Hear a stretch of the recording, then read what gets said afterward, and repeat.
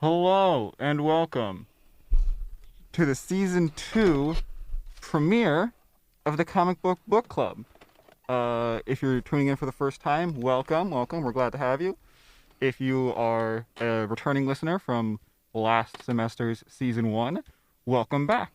It's great to have your ears listening to us again. I am, as always, your wonderful host, Matt Lasik. I know a lot about comic books. Some would say too much. I am your co-host, Kendra Forte. I know nothing about comic books. I mean, I guess I've learned, Yeah, but still nothing. you've got like a season's worth of knowledge in you, so that's more than nothing, I'd say. Uh, yeah, today is a more chill episode. If this is your first time tuning in, let me lay down the prospect of the show for you. We alternate between two types of shows. We have episodes like today, which are more chill, more broad topic, just kind of talking about, comic book current events, what's happening, maybe TV shows or movies that have come out, listicles, that kind of stuff. And then more focused episodes like what we'll be doing next week, where we read and discuss one specific comic book storyline or run or what have you. So next week we are going to be discussing Crisis on Infinite Earths, which is a very big event in DC Comics. We've talked about it a couple of times more generally in the show before. You can check out the last episode that came out for season 1, or I think it was like episode 3 or 5, when we talked about all of the different crises and timeline-changing events in the DC universe. So, if you're a returning listener, then hopefully you took some time during our little summer hiatus to read at least some of it. If not, it's okay. We're not going to be talking about all of it next week. Just going to be talking about, I don't know, maybe the first third, first half, however much we can get through. But today, we're just gonna chill. We're just gonna talk about comic book stuff. How you been, Kendra? Good, good. How have you been? I've been doing all right. I spent a lot of time over the summer reading comic books, as I do almost every day. You want to just jump into what we've been reading over the summer? You want to start off with that? Sure. All Yeah. right. I'll start off. At the beginning of the summer, I was sort of driven by both I reread Invincible, all of it, which I do every 2 years or so. I was driven by both the episode we did in our first season about the Invincible comic, and by the very, very high quality TV show that came out on, I believe, Amazon Prime last was that winter, spring? I don't know. That was spring. Something like that. Time is fake. Anyways, I reread Invincible. It is fantastic. I have raved about it on multiple episodes, so I won't spend too much time on this one. I really can't recommend it enough. I was brought to tears when I reached the final issue, as I am every time I reach the final issue. Yeah, I I really don't want to spend any more time on this, because I have spent cumulatively I've spent way too much time on Invincible. So what's something you read, Kendra? I read part of Invincible, Mm-hmm. and then I read part of Saga. Ooh, Saga's very good. Saga is very good. I We just never got around to buying Volume 4. Mm-hmm. It's currently on hiatus. It's Saga, for those of you who don't know, is an indie comic written by Brian K. Vaughan, who is very prolific. Some consider it to be the best indie comic. Some consider it to be the best comic book, period. It's currently on hiatus. It has been on hiatus for many years, but there's a decent chunk of issues out, and apparently when it comes back from hiatus, they're going to spend the same amount of issues resolving the story. So we'll probably cover it sometime this season, at least the first, first couple of volumes, as we usually do. It's great. It's a great time. I really should get back into it. Mm-hmm. Indie comics have been reaching a sort of renaissance for the past decade or so, because with indie comics you manage to get around sort of the tangled miasma of of the superhero genre. It's like, oh, to read this issue you have to know what happened like back in 1960 whatever to understand who this random character is, because they won't tell you in that issue. You're just gonna have to guess or Google. I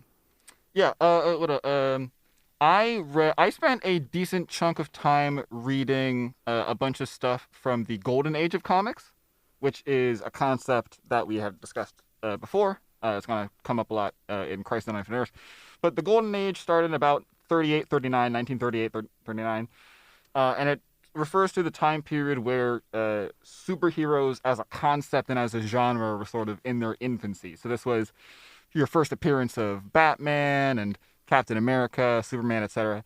I mostly read Golden Age Batman and Golden Age Superman, and it wacky times, I tell you. This was back when it was still very heavily influenced by like, detective stories and that kind of stuff. So, I want to touch briefly on. I'm going to spend most of this time, I think, talking about Superman, because that's really where the big divergence between like Golden Age Superman and Modern Age Superman.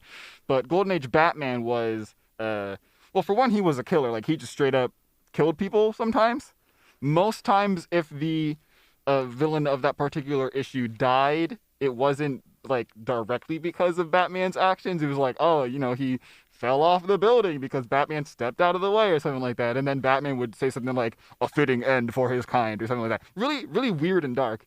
And it got even weirder once like Robin was introduced, because they were clearly starting to steer towards their biggest audience at the time, which was children.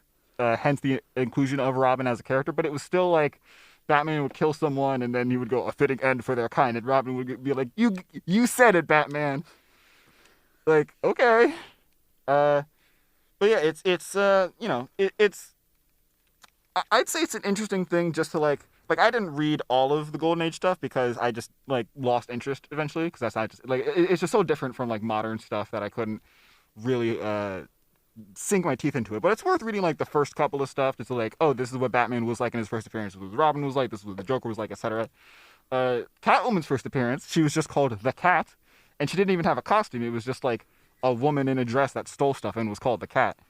And then for her second appearance, she was still called the Cat, and this time she did have a costume, but it was like a realistic cat head that she just put on top of her head while still wearing like a gown, and she just ran around in that and stole stuff. Good for her. Good for her. Now I really want to talk about Golden Age Superman, because this is truly just a very distant a concept when compared to like our modern Superman. First off, is just like straight up the power set. Like Golden Age Superman couldn't even fly. Like I'm sure you've heard the thing like, oh, faster than a speeding bullet, more powerful than a locomotive, leaps tall buildings in a single bound. That whole spiel. Yep. That's based off of I think that first came about in like the first ever Superman cartoon, which was, I want to say like 60s or 70s. Let me look that up. When did the first Superman cartoons come about? I've made so many jokes about early age Superman, but not to you, which is the weird part. What kind of stuff are you talking about? Just jokes about him having to walk everywhere. No, he ran everywhere. Like it was very like if something happened outside of like Metropolis, which would be every once in a while, there would just be a scene of him running. It was usually like framed like, oh, there goes the train, and then there goes Superman running faster than the train. He'd be like, whoa. Well, that wasn't as funny. To say he just walked everywhere? Yeah. Yeah. Oh, I was way off.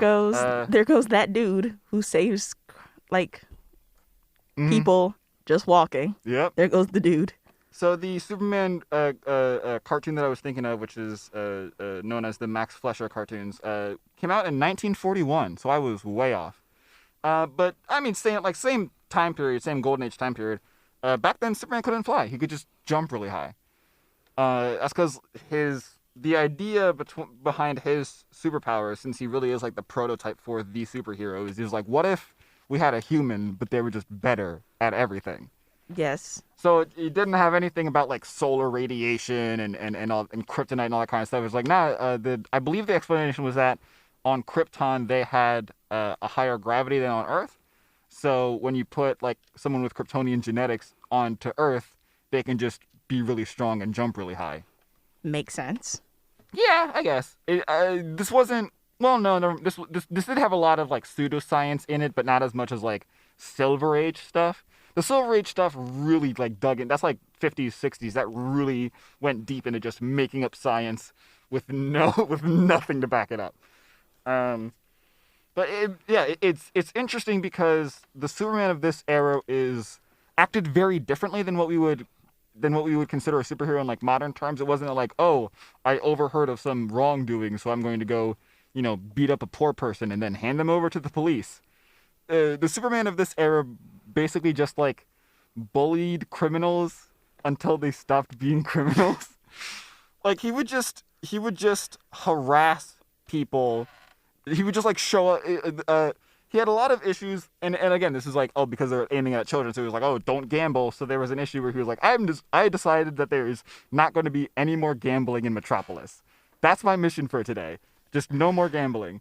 So he would just show up at like underground casinos and stuff, and basically just break stuff, and then he would leave, and then he would come back the next night to a different casino and break stuff again until finally the big kingpin on top, because there's always, in stories like these, there's always just one man that runs everything. It's not at all just a system. Never mind.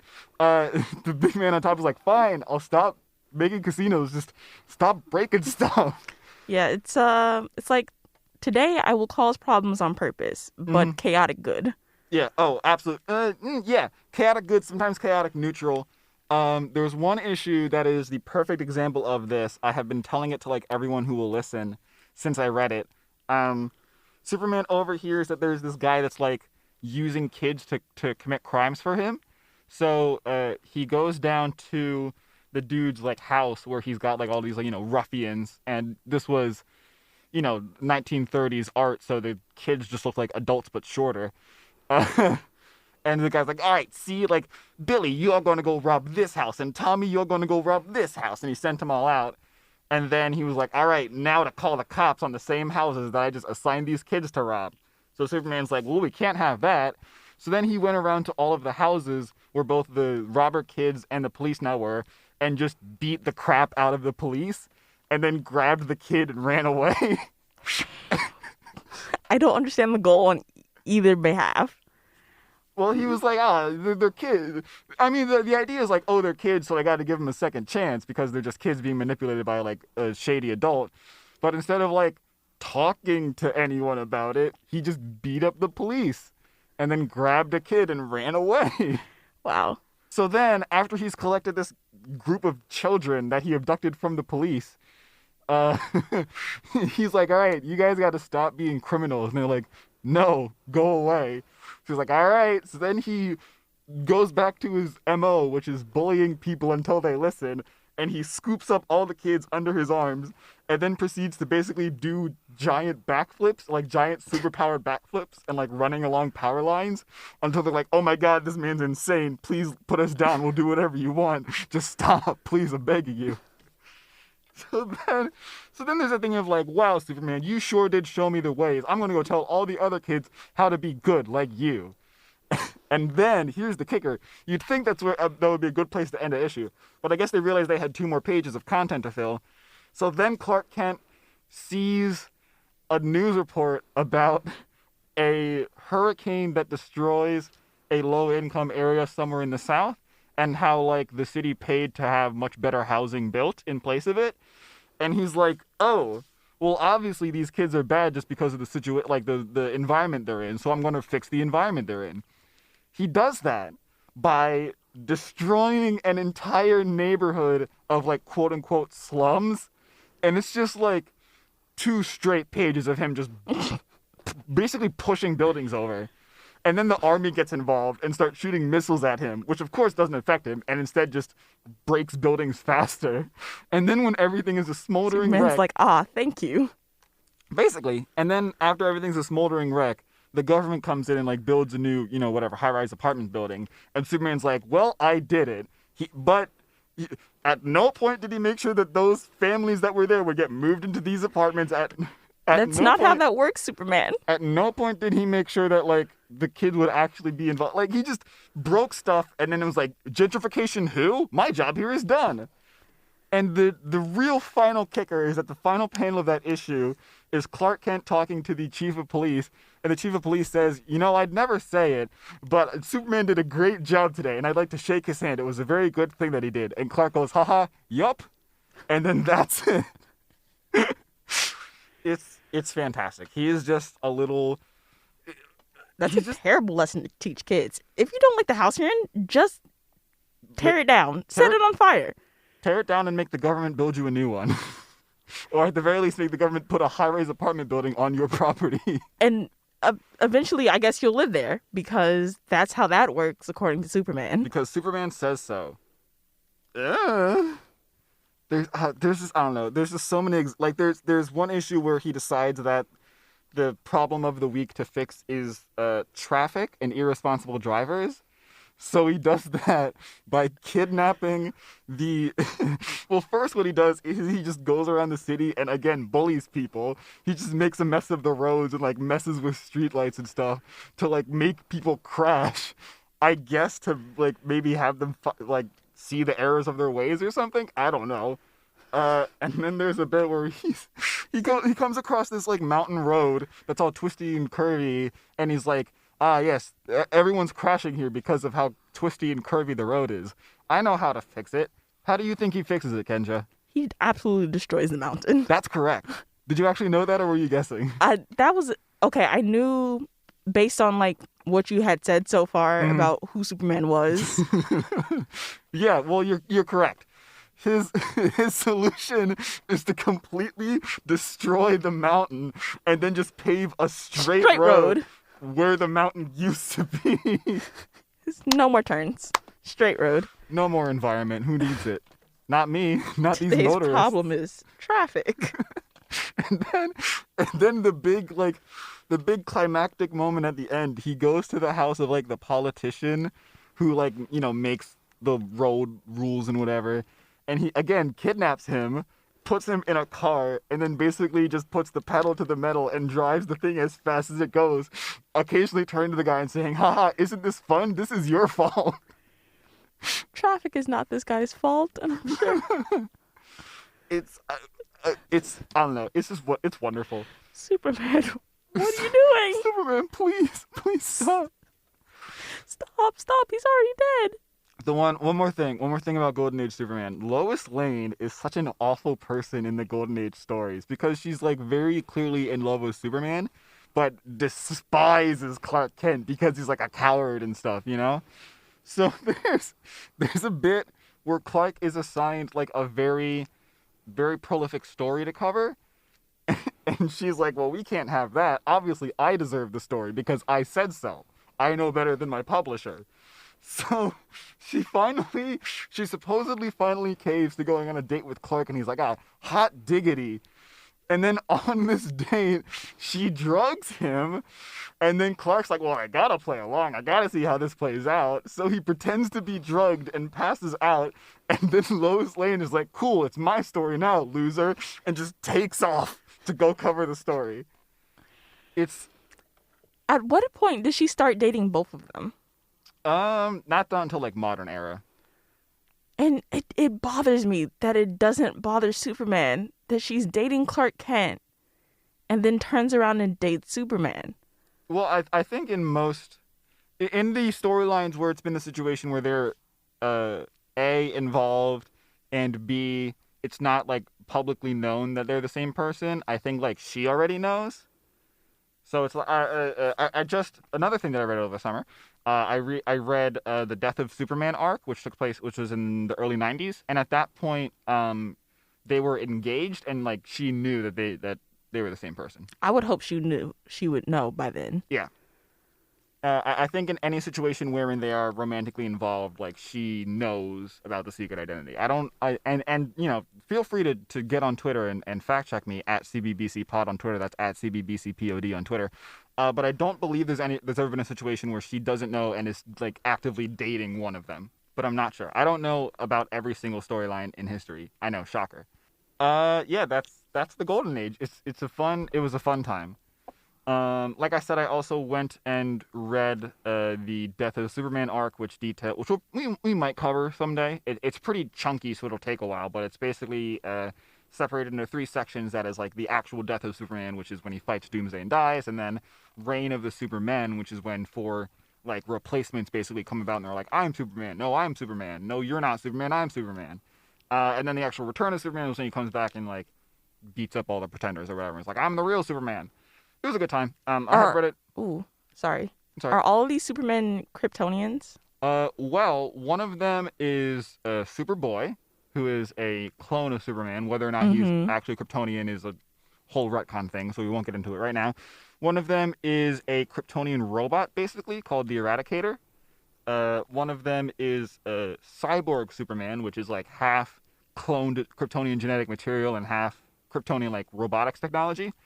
And then the fourth one is eventually known by the name of Steel, and he's just like an African American man that was inspired by Superman and like built his own basically Iron Man suit with the big S on it and went to fight. He was the only one that didn't like outright claim to be Superman. He just like showed up and started doing things in his neighborhood with the S on his like suit of armor.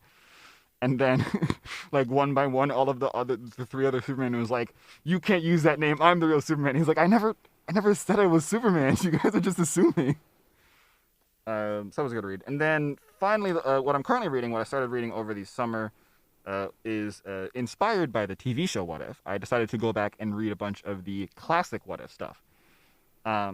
This was like back in the 70s. It's very interesting comparing like the TV show to the original What If comics, because the What If comics were very much like, let's take this one specific like event or moment or storyline from a pre-established comic and just like make one twist and see how that changes things. Like, it wasn't big. Eventually they did get to more like bigger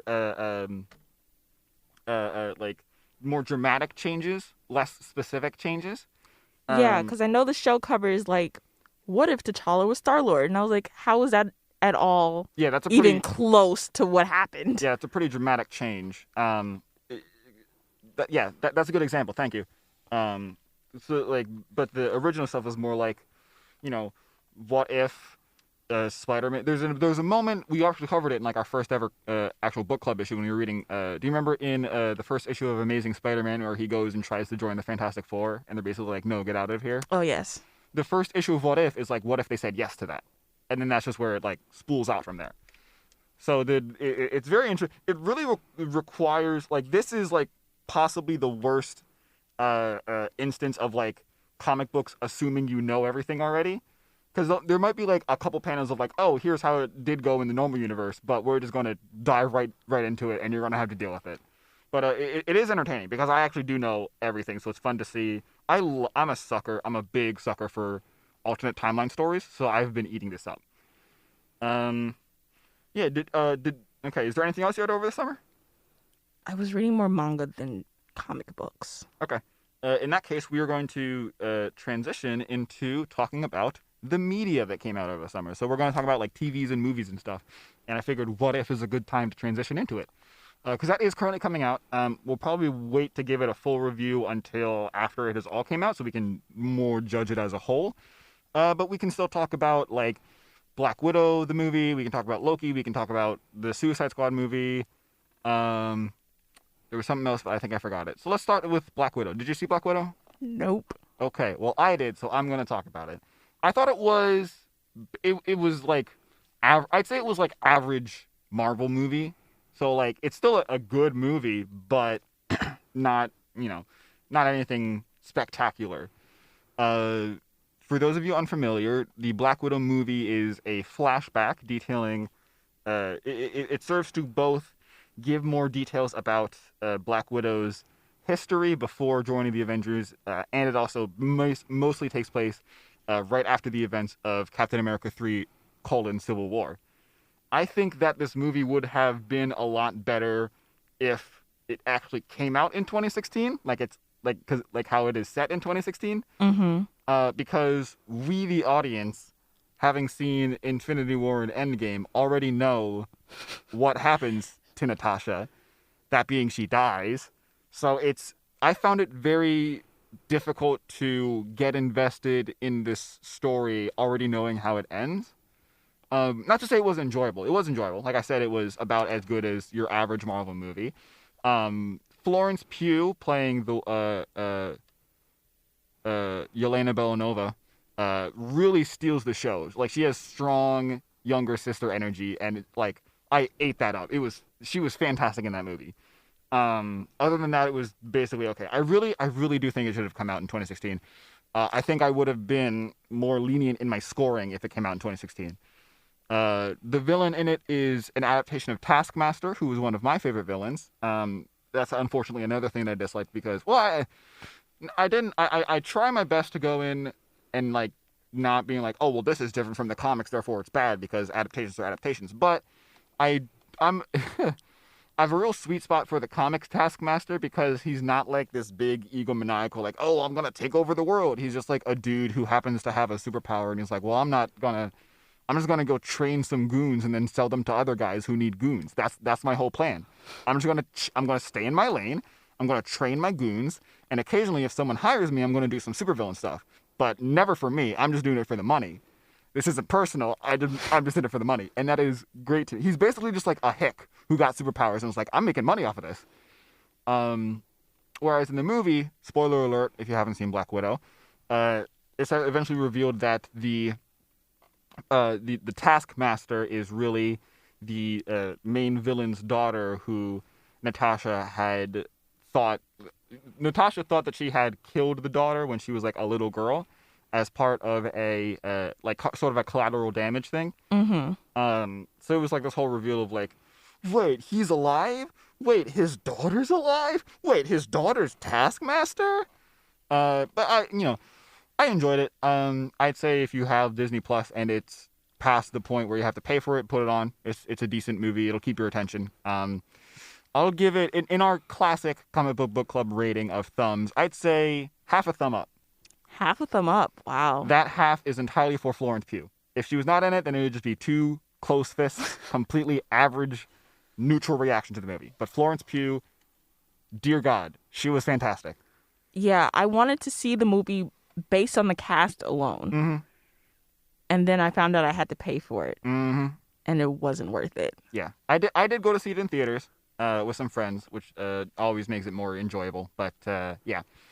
The cast was good. They had good chemistry. It's definitely like that found family kind of vibe between them all. But it was, I don't know, it just felt like a lot of missed opportunities. Moving on, let's talk about The Suicide Squad. James Gunn's The Suicide Squad. Did you see The Suicide Squad, Kendra? I put it on, fell asleep. Okay, I will talk about it myself then. So, those of you listeners know, at some point during our last season, we did talk about 2016's Suicide Squad. I hope you noticed. I said that it was bad, but it had the skeleton of a good movie in there. And since then, I have done more sort of research into it, and it turns out there was a whole thing where, like, David Ayer, the director, had, like, this whole vision, and they basically shot a full movie, and then Warner Brothers said, no, this isn't good, and then they, like, reshot half the movie. So a lot of the reasons that Suicide Squad 2016 doesn't really feel that good is because it's, like, the zombified corpse of two movies stitched together. In comparison, James Gunn's The Suicide Squad is a work. It flows smoothly. It's a work of art. The performances are fantastic. All of the performances are fantastic. As usual, Margot Robbie knocks it out of the park as Harley Quinn. She, like, talk about perfect casting. You got Robert Downey Jr. as Iron Man, and you got Margot Robbie as Harley Quinn. Perfect casting. Seriously. Idris Elba, I'm just a sucker for Idris Elba. I love whatever he's in. So he does a really good job in as his character Bloodsport. And John Cena as Peacemaker is like hit the perfect levels of you love to hate him. And it feels so good to hate him. And like there's a perfect this movie is all about like setting things up in Act 1 and then like getting a big payoff in Act 3. So there's spoilers for The Suicide Squad if you haven't seen it. And if you haven't seen it, what are you doing? It's fantastic, please. In the beginning of the movie, there's this whole joke where like, you know, Amanda Waller's doing her breakdown of all the inmates, and she says this thing about like Bloodsport. He was trained by birth to be like the perfect fighter or whatever. And then she's taking Bloodsport past Peacemaker's cell, and she's like, Peacemaker, trained by birth to be the perfect fighter or whatever. And he's like, that's what I do. And he's like, yeah, but I do it better. John Cena says that's what, yeah, but I do it better. So then they have this whole little bicker where it's like, but I have like a perfect shooting record. Like I'm like perfect bullseye, whatever. It's like, yeah, but I have an even perfecter bullseye because my bullets went inside your bullet holes because I use smaller bullets. And it's like, all right, one, that's just a great joke to set up like, oh, Peacemaker's that kind of character. But then in the conclusion, because Peacemaker throughout the whole movie uses like this massive handgun that fires like massive hollow point bullets. So there's this big standoff between Peacemaker and Bloodsport, and Peacemaker shoots, and then Bloodsport shoots his gun, and the bullet, because it's a smaller bullet, goes inside Peacemaker's bullet and then kills Peacemaker. And it's like, what a payoff! Talk about Chekhov's gun, like perfect setup payoff. Boom. Fantastic. Another moment of that, listen, I love this movie, so I'm just going to be ranting about it for a couple minutes. Go for deal it. with it. There's another moment where Polka Dot Man, who's like the best character, by the way, Polka Dot Man's like says this thing about like, he has this whole thing with his mother. So there's a scene where he's talking about it, and it like cuts to the rest of the group, and they're all like, it's like CGs of like an older white woman that you just assume is his mother, like standing in the poses that all the characters like. You're seeing stuff from Polka Dot Man's vision, so he sees everyone as his mother. Very good joke. Well, actually, it was an okay. In the moment, that joke is okay, but the payoff is what really is the kicker, because there's the big CGI monster at the end, because there's always a big CGI monster in a superhero movie. And there's a moment where Bloodsport's having this like big hero leader moment where he's like, you do this and you do that. And then he's at the point like, Polka Dot Man, do you see what that is? That's your mother. And then there's a cut to a giant white woman doing a Godzilla screech and just like tearing this city apart. And it's the perfect payoff of that joke. I love this movie, Kendra. I love this movie.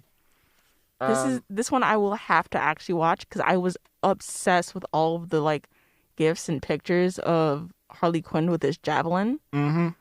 Yeah, another great joke, but I'll leave that for you to enjoy since you haven't seen it. Last thing I want to say is that this movie actually has like imaginative and artistic cinematography, which is not something that superhero movies usually have.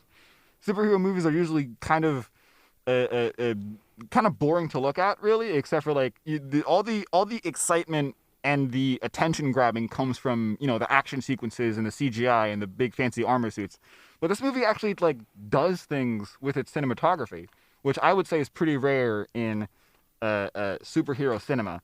There's a recurring bit where like every section of the movie has basically a chapter title, and those chapters are always the titles are always made out of the surrounding environment. So like there's a bit where the camera's like zooming down a hole and the chapter title's made out of roots stitched together, or like they're standing in front of like the flaming wreckage of the car and the flames and smoke turn into the chapter title. Like I love it when they do that. Love it. Yeah, me too. Every time that a chapter title came up, I got goosebumps in the theater, honestly. So I would give you know what? I'm giving that movie 2 thumbs up. I really enjoyed Suicide Squad. The Suicide Squad. And finally, let's talk about Loki. Did you see Loki, Kendra? No. Okay, I will do most of the talking again. Loki was a big departure from the usual MCU stuff because it had a big focus on character work. So it was a lot. It did have its big action sequences too, because it's an MCU property. But it also had a lot of moments of just like quiet character reflection and just like two people talking to each other for a while, which I did see a lot of people sort of listing that as a negative, which I honestly, I think they just didn't really understand what it is. Like they just didn't grasp that that's sort of like having scenes where it's just two characters talking to each other in a superhero thing is not bad. That's just character work. That's just introspection. That's just how that specific type of story works. However, it's just not what Marvel does. That's true. So Marvel, the MCU fans are like, this is not what I signed up for. Where's the CGI monster? I don't get it. Why are these people just talking to each other? I don't like it. Where's the fighting? Stop talking. Punch each other. Harder. But I really liked it. I think that Loki is honestly the best thing to come out of Marvel TV so far. It's just it was just fresh. It was Marvel TV, except for Falcon Winter Soldier, keeps doing unique things. So it was at least for them. So it was fresh to see character work out of an MCU thing. I I just like I said, I'm a sucker for alternate timeline stories. So this was like every time a new Loki showed up, I pointed at the screen like a child and went, duh, duh, duh, duh, it's him, it's Kid Loki, it's Vote Loki, it's classic Loki. I just yeah. We are actually going. I think after we cover Crisis on Infinite Earths, we are actually going to cover my personal favorite Loki storyline, which is I believe it's called Loki, Agent of Asgard, which will probably be 2 or 3 episodes because it's 18 issues long. But I really do want to try and cover the full story. But that won't be for a month or so because Crisis is going to be pretty beefy. Back to Loki. I don't know.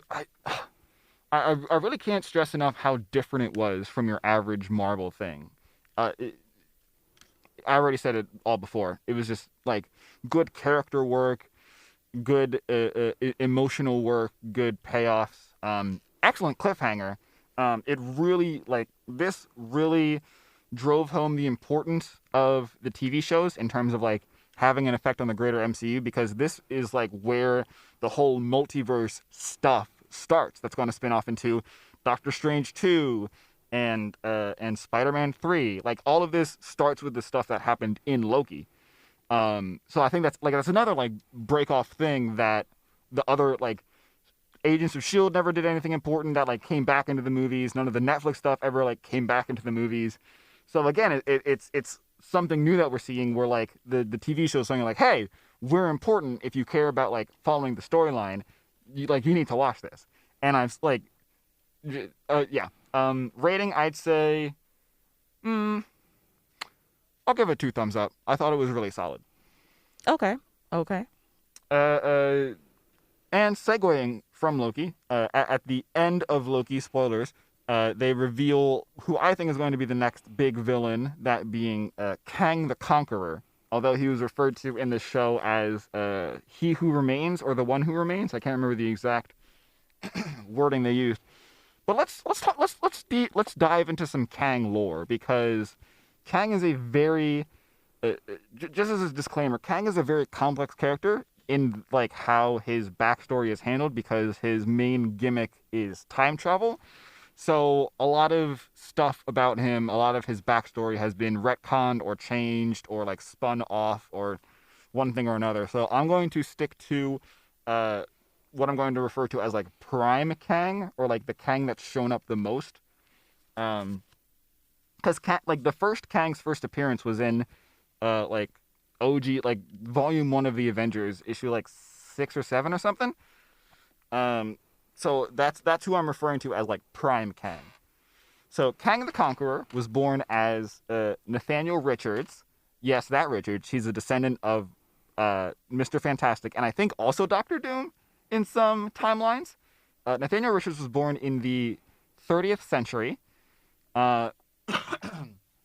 He was not a very popular child. He had a big thing for history, which in that time period wasn't exactly something that most people cared about, so he got picked on a lot. Until one day, when a future version of himself, in the guise of Kang the Conqueror, came and killed all of his bullies, basically, and said, hey kid, I'm you from the future. You want to go be a supervillain with me? And little Nate said, no, thank you. And he instead took like a super suit, basically, like a super armor suit, and came back to the 21st centuries, named himself Iron Lad, and went about founding the Young Avengers, which we'll probably cover. It seems like the MCU is sort of setting up the dominoes for what eventually could become Young Avengers, because the young members of the Young Avengers have included Wanda's kids, who are set up now, Kate Bishop, who's going to be set up in Hawkeye, other names that I'm forgetting. So if we do see Iron Lad come about, I would be very happy, because I love Young Avengers. After hanging around with the Young Avengers in the 21st century for a bit, Iron Lad was basically like, uh-oh, me being here is breaking time, so I'm going to go back to the 31st century, have fun, and then whooshed away back down the time stream. At some point, time travel, so at some point, he was like, you know what, I am going to be a villain. I changed my mind. And then rechristened himself as Kid Immortus. And that name is going to be important later. And then he fought the Fantastic Four for a bit. And then he was like, well, I guess I now gotta put myself down the path of becoming Kang because I already know how this all plays out.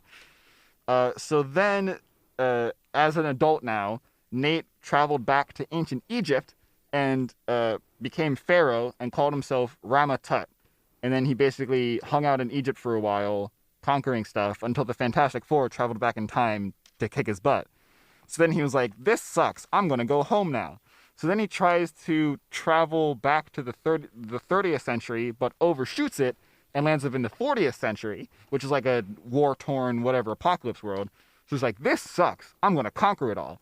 And it's at this point that he is actually known as Kang the Conqueror.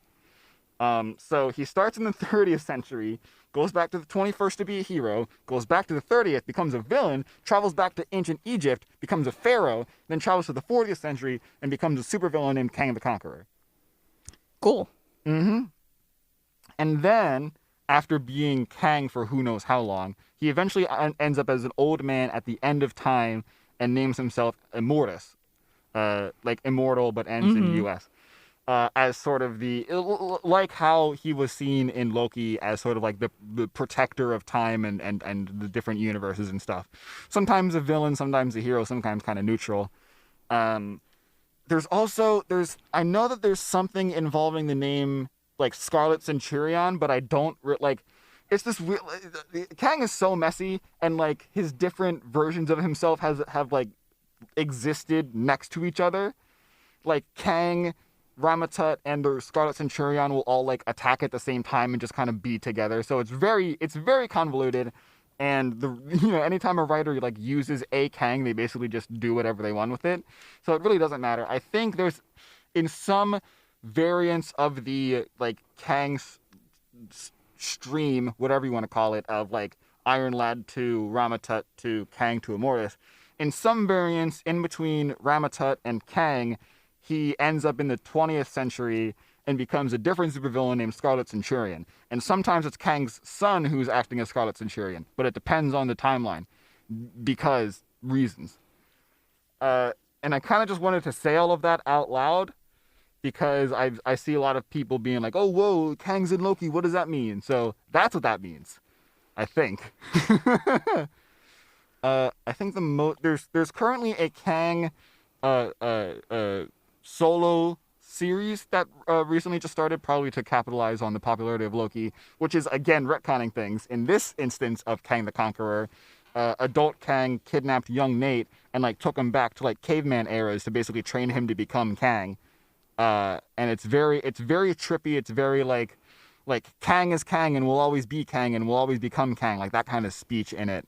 But it is interesting. Like there's only been one issue out, but it was this very interesting thing where like kid Kang doesn't want to be evil, but adult Kang is like, it's too late. Kang is Kang and will always be Kang, and you're just gonna have to deal with that. And he's like, I don't want to. So then he like falls in love with this cave girl basically, and like there's this whole thing of like, I don't need to be Kang. I can hang out here and like live with my girlfriend or whatever. So adult Kang is like, no, you have to be Kang. So then he goes and like kills all of the cave people. So then kid Kang ends up killing adult Kang, which basically puts him down the path of becoming evil. So it's all this like big self-fulfilling prophecy, weird timeline nonsense, which is the kind of stuff that I love.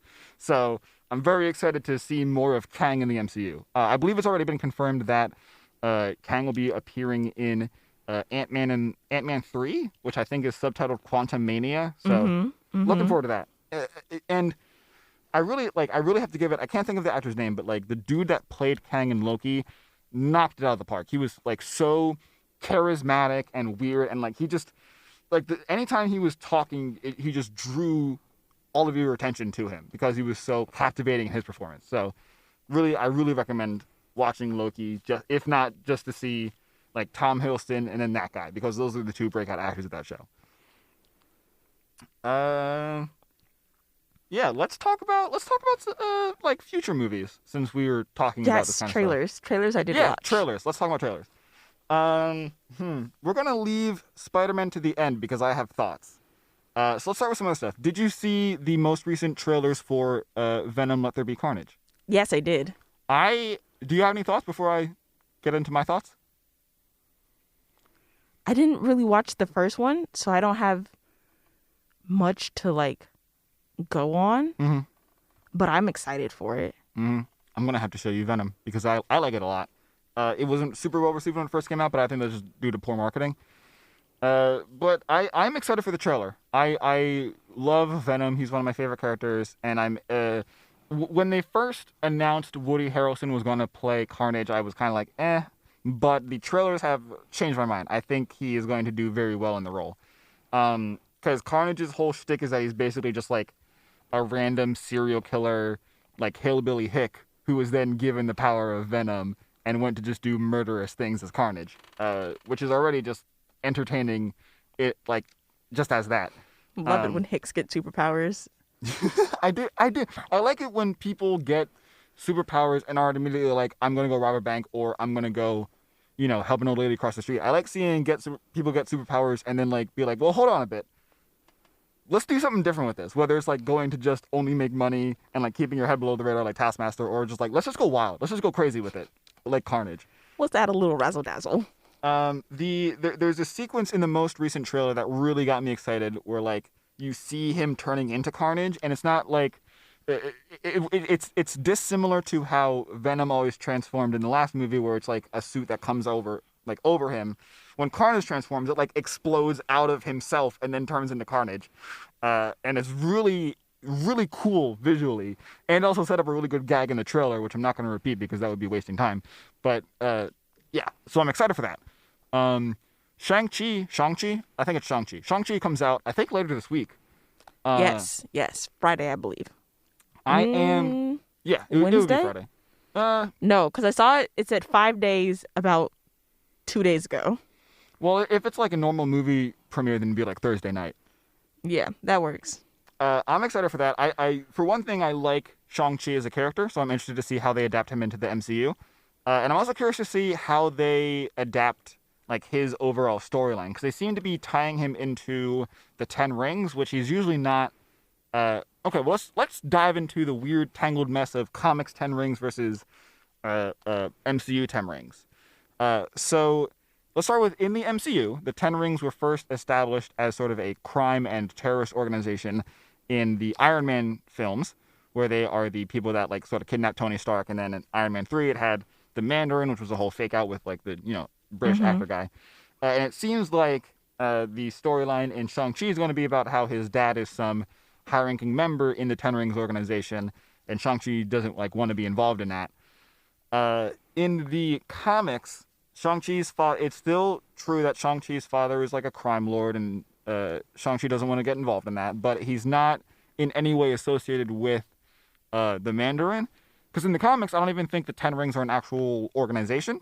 That is a reference to the Mandarin character, who I think is currently dead, whose powers revolved around a set of 10 magical rings, like literal like rings on your finger, magical rings. Each one had its own different ability, like fire and ice and mind control and like light and darkness, whatever. So it seems to me that when they were adapting that to the comics, they were like, ooh, we don't really want to use the name the Mandarin because that's ugh. So let's just be like, oh, haha, 10 rings, get it? Wink. And now they're sort of tying Shang-Chi into that whole adaptation miasma. But I'm excited to see it. I like kung fu movies. I really, really love action movies with well-written fight choreography. That's my biggest praise for like season 1 of TV's Daredevil, is like the fight choreography in that is very, very good. So if Shang-Chi has good fight choreography, then I will really like it. I must have seen the same clip of the trailer 40 times. Couldn't tell you what it was about. Yeah. But he was on a bus or something, and he was fighting. The dude and I with was the like, sword? Yeah. Yep. And I was like, I'm going to like this because dudes with swords. Right. Well, if we manage to watch that, expect some sort of review. But for the meantime, we'll just leave it at that. I don't like to review things before they come out because things change. Speaking of trailers, we have some video game trailers. We're getting a Guardians of the Galaxy game. It's like a story, sort of like an Uncharted kind of thing where it's like story-based, just like action-adventure, just that genre of game. made by. Let me look this up. Who's making it? I know it's not by the same people that did Marvel's, Sony's, PlayStation's, Disney's, Activision's Avengers game, which we have poo-pooed in the past on the show. But I do know that the studio behind the Guardians game did work on that Avengers game, or I think like maybe one of the post-release DLCs, but as like a supporting developer. So they weren't the main people behind it, which does make me a little bit more hopeful for it, because it's a different studio than the people that handled the Avengers game, because I did not like that one. Eidos Montreal, that's who's making the Guardians of the Galaxy game. The trailers look good. It looks like it's going to have a lot of like story-based things where there's like a cutscene and then you have to choose like which thing Star-Lord says and that like changes the story or whatever. If it actually changes the story, then that'll be good. But if it's just like the most recent trailer that came out had something about like they were meeting some like queen, and the queen like had heard of Drax, and there was a choice between like, oh, like should like Star-Lord take the lead or should he let Drax take the lead? And then like, you know, whoever was playing it for the trailer chose one thing, and then Drax said something, and then the queen said something back. But like it was very obvious that like no matter which option you picked, you kind of ended up at the same result. So if all the choices are like that, then that's gonna be kind of... That's lame. That is lame, yeah. A lot of games have like, branching stories, but it's really just like the branch is just like a line and then two branches, but then they come back to the same line, you know? Yeah. There was something else. Oh, yes. There was also recently, oh god, what's it called? There is a game coming out that is being made by the same people behind XCOM. Do you know anything about XCOM? Yes. Okay, for those of you who don't know, XCOM is like a top-down tactical RPG kind of thing where like you have to like control each person in your squad and like move them around like turn-based one by one, and then like it's a whole thing. It's a strategy game, and I'm not very good at it. But the studio behind it, whose name I cannot remember, are making, I'm pulling it up, Marvel's Midnight Suns. Suns spelled S-U-N-S. Firaxis is the developer. And it seems like we haven't had any gameplay yet. It's just been like a teaser trailer, but most people are guesstimating that it's going to be an XCOM style, like top-down tactical kind of game, but with Marvel characters. The name Midnight Suns is a reference to the Marvel... I hesitate to call it a team of the Midnight Suns. That's spelled like S-O-N-S. Mm-hmm. The Midnight Suns very occasionally pop out if there's ever like a big magical thing happening in the Marvel universe that needs to be fixed. And its character roster is basically like whatever magical characters Marvel has lying around at the time. So it's like Doctor Strange, Damian Hellstrom, Ghost Rider, those kinds of characters. Firaxis is very good at what it does. Like all of the XCOM games that they are responsible for got very good reviews. So it'll probably be pretty good. I might pick it up. I'll probably be bad at it, but I'm a sucker for comic book things, so we'll see. Yeah, I believe that's almost all of the trailers. Do you want to talk about... You've got 6 minutes to get through Spider-Man if you want to do Spider-Man. Okay, so... Talk fast. We finally got a trailer for Spider-Man Far From Home, and I think we've been talking about it a lot in our first season, but I have some reservations for that movie. What we saw from the trailer that we finally got is that Spider-Man is having to deal with the ramifications of his identity being revealed to the public by Mysterio and the events of Spider-Man Far From Home. So eventually he goes to Doctor Strange and is like, hey, can you fix this? And then Doctor Strange kind of bungles a spell, and then multiverse things happens. The only thing really solidly shown in the trailer is there's a shot of Green Goblin's bomb from like the Sam Raimi Spider-Man films, and then Alfred Molina as Doc Ock like actually shows up. There's some like weird like little background blurry hints that people on Twitter are being like, it's a thing, but I'm not so sure. So I'm gonna stick with what like was solidly shown in the trailer. My fear for the movie is that it's going to be like 75% fan service of like, remember this movie? Remember this movie? What about this movie? Do you remember this movie? And I feel like that's going to make for a bad story.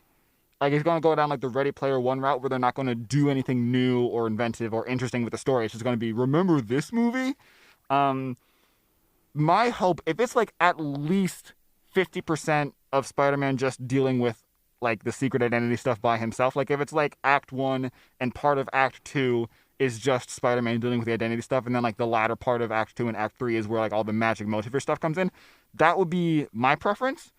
Honestly, I think the real focal point is going to be if any other Spider people show up from the previous live action movies. Because, like, the second they come on screen, Tom Holland's Spider-Man is, like, not going to matter anymore, basically.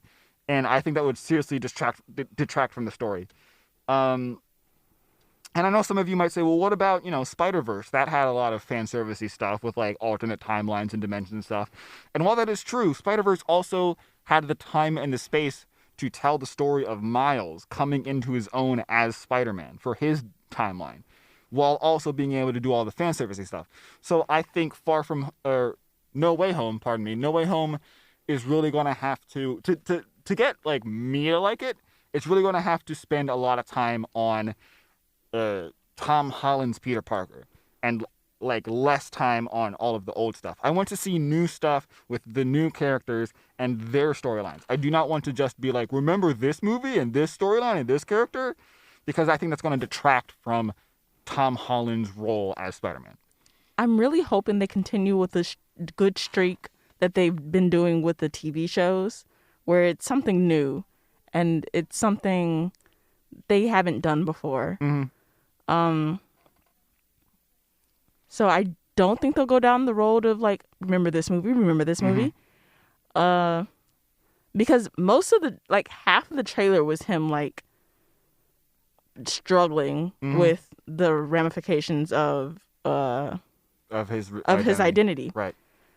And then the latter half was him going to Doctor Strange and all of the past Spider-Man stuff. Right. Which, after seeing the first Spider-Man movie for the first time in a long time, I'm really excited about that. Oh, yeah. Side note, I showed Kendra the very first Spider-Man movie with Tobey Maguire and Willem Dafoe. What did you think, Kendra? I loved it. It's trash. it's a great time.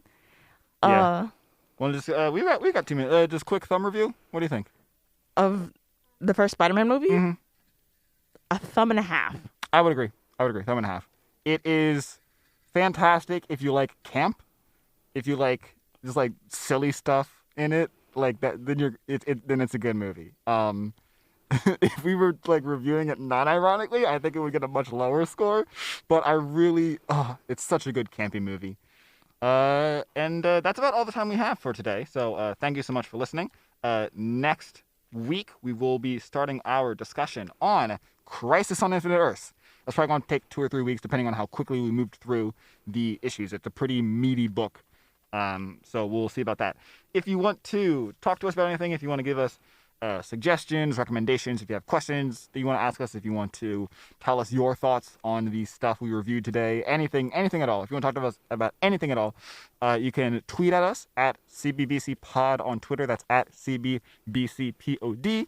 Or you can email us at cbbcpod@gmail.com. I've been your host, Matt Lasik. I've been your co-host, Kendra Forte. And until next time, Excelsior.